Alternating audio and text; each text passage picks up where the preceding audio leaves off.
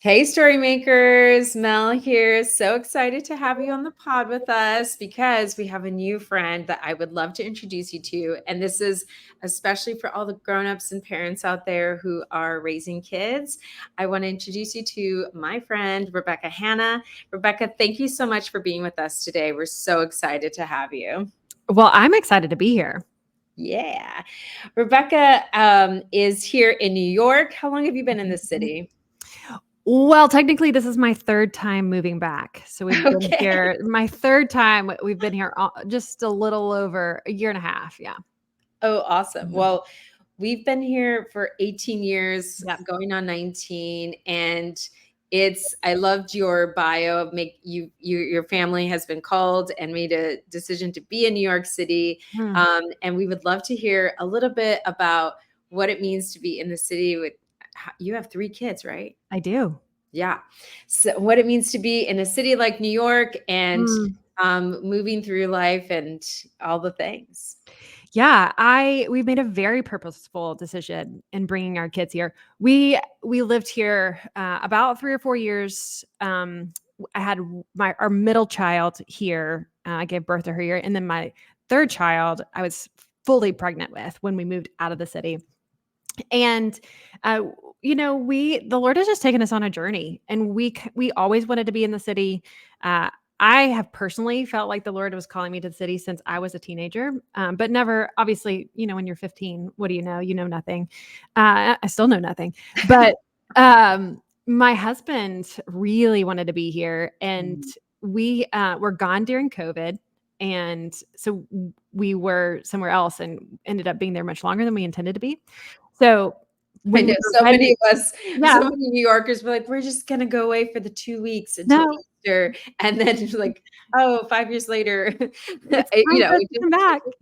just happened. It just happened, and man, I was on a journey when we were not here, and so the Lord really prepared us to come back, and bringing our kids here was a very purposeful decision. We culturally, it's hard, and we know that the conversations we have are hard. I think parenting is hard no matter where you live. Mm. So, there is an intensity here that does make it a little bit more extreme, but I think in general, yeah, moving here was on purpose for our children to really understand that our purpose is to have an impact and to love Jesus first and foremost. And he's going to have an impact on our lives. And so, what does that look like as we serve other people?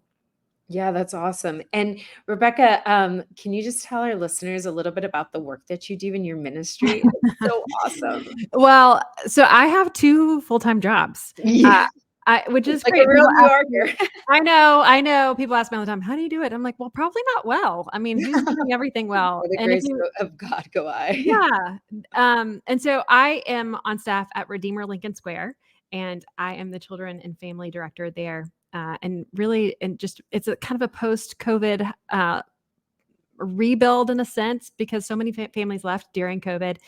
And when they asked me to come do it, I laughed. I laughed out loud. I was like, "No, what are you talking about?" But here we are, and it's amazing, and I totally see what the Lord's doing.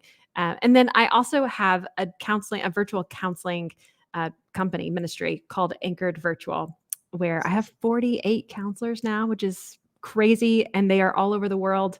And we do biblically grounded, clinically informed counseling. That's amazing. We'd love to Mhm. hear more about that because I think that I don't know if you've read, right now there's so many hot books out there for parents, but Sure. Bad Therapy and Oh yeah. there's, Anxious Generation. Yep. Mhm. And I read Bad Therapy, and there is a sort of a push up against therapeutic services. And Mhm. I'm kind of my feeling when I was reading that book, I was thinking, I wonder if the rub really is because maybe the approach isn't anchored in something. Mm. Um, and so Yeah. I would love to hear like what you guys, what you do. Are you Sure. working with families or kids or yeah, Yeah, help? we work with all different kinds, but the truth is that there is a lot of bad therapy. Like, there just is, Yeah. and I tell people all the time, there are counselors who should not be counselors. There are congressmen who should not be congressmen. There are doctors who should not be doctors, and but by the grace of God, we all go, right? And so, I was able to build Anchored to be something that I wanted it to be, because I've been in ministry for a really long time, and I've seen really bad counseling, and I've seen really great counseling. And I love it because it's a front seat to watching God do very particular work in the lives of hurting and suffering people, and people trying to figure things out. And so I think not all counselors are created equal in terms of skill and understanding. And there's so much that needs to go into that. I think that having a theological grounding is wildly important. And if you're going to get counseling as a Christian, not to have a counselor who can't tie it into an understanding of your faith, it is going to be like a balloon that you let go and you're like, well, why is it flying through the air? Well, it's flying through the air because it's helium in it and it's not tied to anything. So I think having counseling that is tied into your faith as the most integral piece, because it's God who's creating us who he wants us to be. We are part of a body. And so, yeah, I think it's really important to have a really good counselor. What I think. Yeah. Well, it's like you need, we all need sort of external people on the outside, Yes. reminding us of God's truth and promises over us, and Yeah. reminding us that when the days ahead are not always sunny, that God is still with us and for us, and we remain in a firm foundation as we move through the ebb and flows of what life brings to us. And so I think it's really beautiful and so important. The anchoring, I think, is so important. We talk a lot about faith through the imagination and sparking the imagination, and that can sort of sound abstract. And I tend to think we don't really wander into faith, but we are, guided, and we have community to kind of help point us in that direction. So Rebekah, we were talking a lot about like what is happening with kids and anxiety and depression. We think a lot about that in StoryMaker world, but inadvertently that affects parents too. And, we also Surgeon General saying parents aren't okay either. No one's okay, I guess. Okay. And, what would you have to say to like the parent who's feeling anxious and maybe feeling ill-equipped as they, are trying to shepherd these children that they've been given? Yeah. Well, there's two sides to this coin. And the first side is, you're not equipped. It's true. Like none of us are, actually. None of us know, even as find a parenting expert and then give them their own child, and they're going to go, I am so out of my depth here. And you're going to feel unequipped all of the time, because in some ways we always will be. Once you get through that first stage and you're like, I got this stage, they're into a next stage. And you're like, oh, I get this one. And then they're on to, I have a 13-year-old and I'm looking at her going, holy moly, I'm like running a women's ministry out of my home.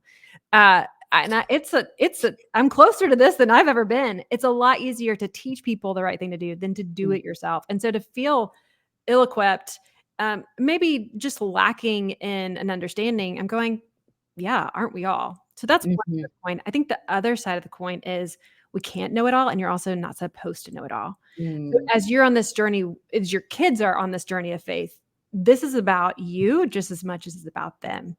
And not because it's a platitude, but because the reality of trusting God in the midst of learning how to do that, we can look at it and go, I don't know what I'm doing all the time, but it's actually okay. It's okay because Jesus does know what he's doing, and I'm so out of my depth when he's not. And so as a parent, if I'm not clinging to him, then it is going to feel like we are in a storm and I need a life raft, and I'm not sure if I'm going to be able to find it. And so being able to first and foremost cling to Jesus in your own relationship with him and your own foundation of faith is going to be vital to being able to trust God when you get to the parenting piece and you're like, yeah, no idea what I'm doing here. Yeah. And I mean, I think, that we are being shaped by the experience in of itself, 100%, and yes. it's right. You're constantly in a learning and humble phase. This last week, and I was in Texas, speaking with parents with young children, and and I just, it's hard and beautiful and joyful and all of those things mixed up. But I am 100% with you in that we ourselves as grownups need to be tethered to the source, so that we are, I think Which is also hard to do. it's so hard to do. And I think we get in these tricky spaces. I mean, it's just human nature. When we forget that we're creatures and we're not the creators. And as parents, it's hard not to see ourselves as creatures too, in the stewarding of our kids. And so it gets it gets really dicey when we think it's all up to us and their future is like all up to us. And then it gets worse when we think their salvation is all up to us. And Yeah. then the clenching and grace like goes out the door because it's not accessible to our own personal lives. Yes. Yep. 100%. Mm-hmm. And so Rebekah, like intermixing between, so you've got two ministries going on at the same time. How do Mm-hmm. you see those things sort of interfacing with each other? Yeah, I ebb and flow. I mean, people ask all the time, "How do you do all this?" And I'm going, "Probably not very well." Like, there's a lot of balls that I drop. If I haven't emailed you back, I'm really sorry. But they do all intersect because we're learning how to love each other. We're learning how to care for one another. I love StoryMakers because it's this. I think in a lot of ways, even how you guys build out your program and your curriculum, it gets me out of my rigidness and even a theological grit. I mean, I have a master's of divinity, right? And I'm like, man, I want to know the theology because I want to get things right. And it doesn't always function that way. And life doesn't function that way. And so I think it's a really beautiful intersect between I'm going to do this and I'm going to do this. And they all actually intersect with each other because it's about loving people. It's about caring for people. And it's about building ministries that actually function in a way to serve the body of Christ. And so I don't really I mean, I have to be organized and I have administration help and all these kinds of things. But really, weaving them in and out together is kind of the key for me. Did that Yeah. answer your question? Yeah, no, I no, it's amazing. And also this, when it made me think about too, this intersection between, like the social emotional well-being of our kids and Mhm. grown-ups. And because you have this theological background, which I love so much, and biblical background, um, where would you say to parents, like, in the stories, in biblical literacy, like what stories would you point us to, or should we cling to as we're sort of trying to understand like our human nature and where God is Mm. meeting us emotionally? Yeah. Well, there's this a theological understanding and foundation, and I often think about it like a grid. I want to be tethered to the grid. I want to build a foundation. But when you think about being Imago Dei, when you think about the character of God, when you think about the vastness of his artistry and how he creates and how many people, you can get on the subway and you're like, I've never seen 20 people that looked this different from each other. Or even in New York City, you can go eat any kind of food in the world from any different kind of country. And it broadens an understanding that we have a God so big and his artistry is beyond what we can even begin to understand in a creative space, that I really have to look at the theology and the grid work and say, okay, I want to be tethered to this. I want to have understanding from God's word because he's given it to us. But I also need to have an understanding that there's a lot I don't know because Mm, he is a creative God. I am created to reflect him, right? My worth actually comes from the very- reality that I'm created in his image. Mhm. And that value isn't just because it's me intrinsic of myself, but it's actually because I'm created after him and he's an incredible creator. I can't even wrap my brain around it. So when you think about leaning into the creativeness of understanding and the wonder of understanding, I, for someone with my personality, it can be a little bit more difficult to let go and go, well, there's really not an answer for some of these things. Am Mhm. I going to be okay with it? Where can I be tethered to a theological understanding of something, but then have the freedom to walk out as the reflected image of God and go, well, he's a really big creator and I don't know everything. Yeah, and I think that's really helpful for parents too, right? As like kids Mm. ask really hard questions. A few years back, I was at a conference and a mom, we gave this whole like engagement and connection and through art and the whole thing. And Mhm. at the end, one mom asked, and she said, "Well, how do we make sure like our kids are Christians? Like that's what I'm, really worried about, and that's like the heartbeat and of the question." And so um I think that it's hard to live into that space, right, of the vastness of God and entrusting that Yeah. our most precious people in our lives belong to him, and that he's more for them than we could ever be. Mm. Do you come across that, Rebekah, like that kind Yeah. of anxiety or fear of Yes. parents? Yeah. And I think, well, number one, you can't make sure that your kids are saved. That's not your job. So there's freedom in that's not your job. So you got to release that. But also, as a parent, do you know that Jesus loves you? Just Mm. just as a parent, just as a woman, just as a man, then as a husband or a wife, or as a mom or a dad, like, do you understand the love of Christ? I don't. That's really hard for me to grasp because I'm such a doer. I'm a worker. Man, I'm a New Yorker. Like, Yeah. I'm going to get things done, and I can be so task oriented that it's hard for me to stop and to really relish in the understanding that I'm loved by God. I'm loved by Jesus, and that changes everything. Mm. When, as a parent, I'm able to sit and receive that, which I do very poorly. So don't hear me saying this and going that I get it, because Yeah.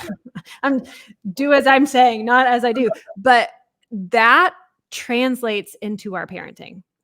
That translates into a kid going, I don't know what I think about faith, but I know that my parents felt loved by God, and that seeped into the veins of my relationship with my parents, or how we did dinner time, or how they spoke to me, or, man, how we did homework, or what we talked about on the street. And so I really think we are not the keepers of salvation as parents, period. But I know that if I can translate the love of Jesus to my kids, then regardless of what they end up believing, I know that I did what God called me to. That's amazing. Everyone hear that really well. And assuming them forward and having our imaginations oriented that they are already in the kingdom. Mm. Like, what harm does that do? Like, if we're parenting from a place where our assumption is that they may be in or out, then that's sort of fear-based parenting. And it's going to Mm. be really hard to share the stories with them in a way that feels free and also life-giving to ourselves. And so I think I love what you had to say, like really assuming them, relinquishing yourself from, this idea that it's all up to us and we're the Mm. creators.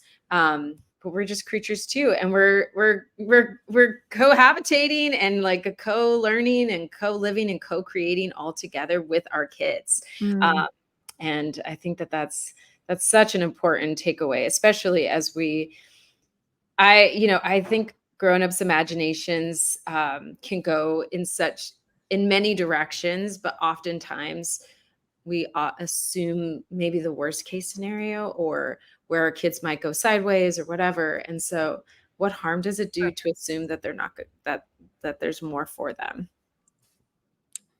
Yes, and that kind of goes back to what we were saying earlier, is the trust in Jesus that he has them on their own journey. And we want to be so connected to their journey often that we want to take responsibility for it. So when I trust that the Lord has them on a journey that is better than I could have planned for them, then there's some freedom in that. There's some joy in that. You got to find it and work for it, but it's better than what we can create for ourselves. Oh, 1,000%. I mean, Rebekah, when you look back on your life, can you sort of see the moments in which, like, you look back and you think God was like on the move in my life and I had zero idea. And like now I have the, hindsight to see like that was a magical thing that he did and like moved in my world. Oh, for sure. I think even recently, in the time where we were away from New York City, the things that he did in our life for those years, and then bringing us back. I'm a different person than I was when I lived here the last time, and that's purposeful. There's a reason for that, and it doesn't actually mean that everything that I see is better.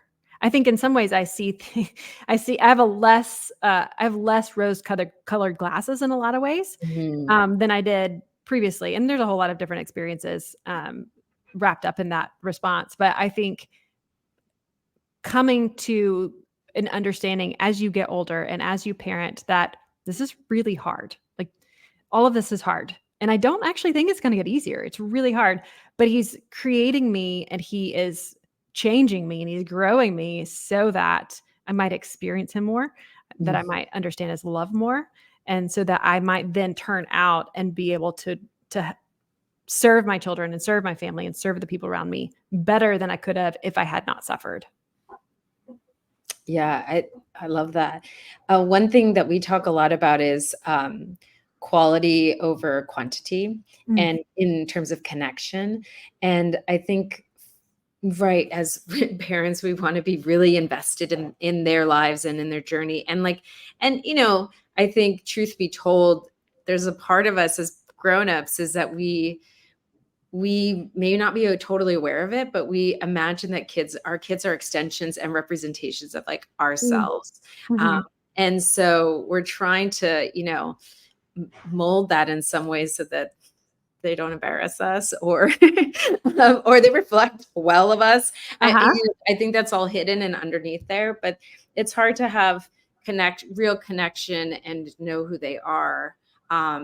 In that, when that's that's the motive apparatus.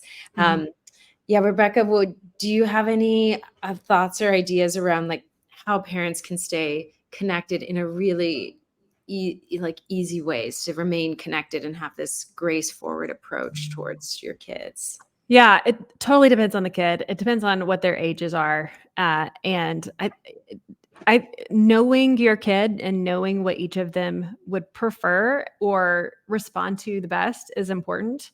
And oftentimes the best thing is just to ask them. I have a 13-year-old, I have 3 girls. So that is a very distinct experience. And my oldest is 13. And she is very well aware of all the things that I do and my work and my ministry and all these things. And she came home the other day and she was like, I want to process with someone other than you. I was like, okay, what do you mean? She's like, I think I want to go to counseling. So I said, well, great, pick a counselor. I've got 48 of it. Who do you want to talk to? Anyone other than me. And I loved that because she was safe enough with me to tell me what she wanted. And she tell me now, did she need to go to counseling? Is there a presenting massive issue? No, not at this moment. There's really not. She's just 13 and life is hard when you're 13. There are a lot of feelings and a lot of changes. So many emotions. We've got all of the emotions. She experiences all of them on a regular basis within an hour. And so I wanted to push back a little bit. I wanted to go, yeah, but why do you got me? Like, you don't need. But instead of doing that, the Lord gave me enough grace in that moment to go, sure, pick a counselor, any counselor. And I think listening to them and knowing who they are, what their personalities are, how they're going to respond. My other 2 responded wildly different. My kids are wildly different from each other, which is kind of annoying because I'm like, but I cannot just get one down. Like, figuring out 3 different people. You just optimize. Yeah. And so, I think knowing who they are and what they need and how they respond and just trying things. Like maybe you try something and they don't respond. Okay, let's try something different. And maybe they love going to the playground and they would rather do that than like sit on the bench and talk to you. Okay, well then let's figure out how to interact with them. How can you interact with them in a way that they're going to respond to you and feel loved by you? I think it's important. Yeah, remaining curious, I think, is so key to the whole thing. Yeah. And also apologizing, right, all the time. As a grown up, like we do that a lot. Losing, there's a pathway to connection when everyone can say they're sorry at the drop of a hat and really kind of like be like, oh yeah, sorry, my bad, like for real. Yeah. As the grown up, and yes, and I'll tell you, as they get older, if you have done that with them their whole life, when they get older, they're going to call you out. So we've been very purposeful. Like as parents, I messed up. I shouldn't have done that. I when they were younger, I was full-time on staff at a church running a counseling ministry, and I was really struggling with anger with them. And this was probably 10 years ago, maybe 7 or 8 years ago. And I said, okay, and I'm teaching women across the world, how not to be angry moms. I was an angry mom. And I said, okay, here's what's going to happen. When I feel angry, we're going to stop. We're going to stop. And my oldest, I said, I want you to pray for me. And we're going to ask the Lord to help mom because clearly I need help. And so I had a baby, like a 2-year-old, and she was like maybe 5. I don't remember. So there's nothing like a 5-year-old going, "Dear Jesus, please help mommy because she's really angry right now and she needs to repent and ask for forgiveness." And you're like, well, that, like, talk about dousing the fire. Then she did it. And so for about 2 or 3 months, we like consistently, I'd be like, "I'm feeling angry." And she'd be like, "All right, we're all praying. We're all gonna pray for mom." And, by that, I taught her that. And so now at 13, she's going, "Yeah, we need to stop and ask for forgiveness. This isn't gonna go well." And I'm like, man, I taught her that. Like, I taught her to do that. And it's painful now. It's humbling because you're like, I don't want to do that. Yeah. Well, yeah, I have to do that now. So there is, as you teach them that, when they get older, they're going to call you out on it. Just so you know. Just a warning. Well, Yeah. and that's the bit of being like co-travelers, right? And being, being a body together, like the family is a microcosm of like Yes. the bigger picture. And so, yeah, when you're a co-traveler, if there's no place for forgiveness in your own household or the ability to say, "I'm sorry," then the world and other communities don't have a chance. Like, if we can't do it at home, then Yes. how can we do it at church and all the other places? So, And I will say it's turning the conversation now, because as she does that, now we're talking about grace. So when we do mess up, what does it look like to be gracious to us as we mess up? Because we're still messing up just as much as we were then, even if it looks different. So maybe don't say, "You need to repent," or "You need to ask for forgiveness." Maybe say, "This is really hard and I'm going to show you grace yeah. as we work through this together." So the theology of it's morphing even as we are living together as, creatures. That's amazing. I love that, Rebekah. Well, Rebekah, before we sign off, I could stay here forever with you. I would love for you to just, maybe think of a story in the Bible that you captured your heart, because we always want to tune people into the Bible, the stories that carry us, and maybe open their imaginations to like how God can speak to us through different stories. So if there's something that comes to your mind, but well, I love to think about like Rahab and like what a surprise, and like how God moved through her life, and like there were spies and all sorts of wild things. But I just love all the tiny surprises that you find throughout the Old Testament of like, right, like God's imagining a different kind of future and pathway, and moves in ways that we can never imagine. Yeah. I mean, what comes to mind immediately is, I should have probably thought about this question before we got on here, but really, I think of Naomi, because Ruth gets so much attention, as she should. Yeah. And in that story, I really think of Naomi as the female Job. When you're looking at her life, I don't think she gets enough credit for she was bitter. We get it. Like, she was upset, but wouldn't we all be?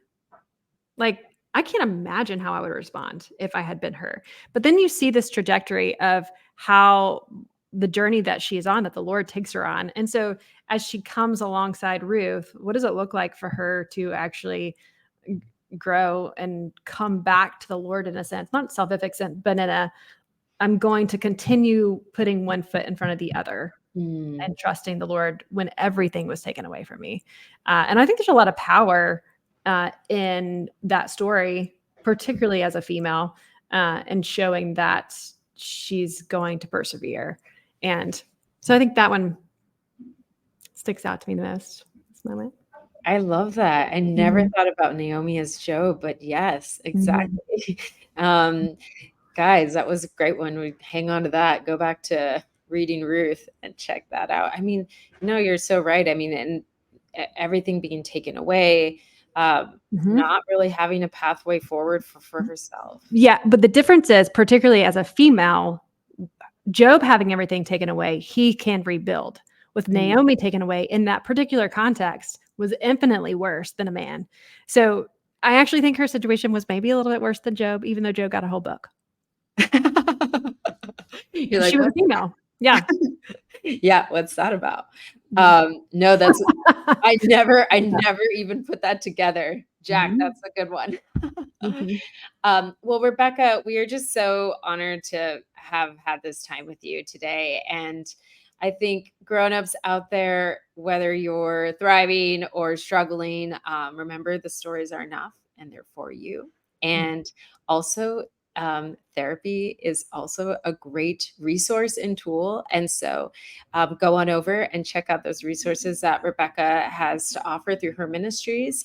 And if you are in the New York area and near Lincoln Center or on the Upper West Side, go check out Rebekah's ministry. She's got a lot going on over there too. Come on. Lots of grace and lots of mercy for all of us, and just covering us in the stories that brought us all here together. All right, lots of love to you guys. Thanks, Rebekah. Thank you. Aww.